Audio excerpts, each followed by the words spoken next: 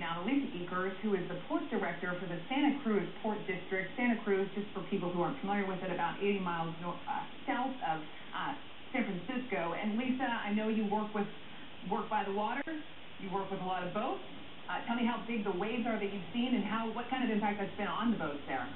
We started experiencing surge from the tsunami, the first tsunami, around 8 o'clock this morning, and the wave height is not what's been significant, but rather the surge through the harbor. Our harbor is oriented north-south, and we see a massive input of water that comes in and traverses all the way to the north. So far, we've experienced a significant amount of damage in the North Harbor, and we are urging residents in the area to please not come to the Santa Cruz Harbor to spectate. We are still in a disaster response mode and really do need to keep our roadways and access ways open for the emergency responders.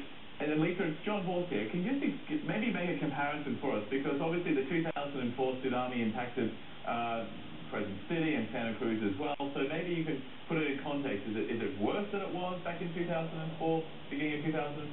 This is quite a bit worse. My understanding, I've been with the Port District now since about the middle of 2010. And so that occurred before I was working here. Sure. But my understanding is that was about a 6 to 8 inch tsunami wave that came in and did do some structural damage on some of our docks. This event, we've seen some of the surge heights that have appear to be well in excess of 2 feet, which does not sound dramatic, but that's 2 feet of amplitude equals a 4-foot, essentially, differential in the harbor, and that's quite a bit of water that's rushing in and out at about a 15 to 20 minute cycle. So we are continuing to experience damage. We have a significant amount of debris floating around. We've lost portions of docks and have several boats that have gone adrift. The Harbor Patrol is in the process of securing all of those vessels as they can, and we have maintenance crews deployed throughout the harbor to further secure. But really, we do need the public to not come down. Please do not come down and get in the way of the emergency responders. Quick estimate here, Lisa, and we're looking at some of these pictures. I don't know if it's Santa Cruz or elsewhere along California. Some of these boats just sort of toppled, damaged. What would be your quick estimate of damage here?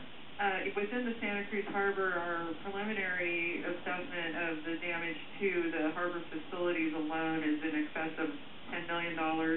That does not account for all the privately owned vessels that are moored here and berthed here that may have sustained damage. Lisa Eakers from Santa Cruz. Lisa, thank you. Good luck. Sure. $10 million or whatever, I guess that's a lot, but nothing compared to what's actually happening in Japan right now. They're putting the estimate could be around $100 billion to repair the damage from this earthquake.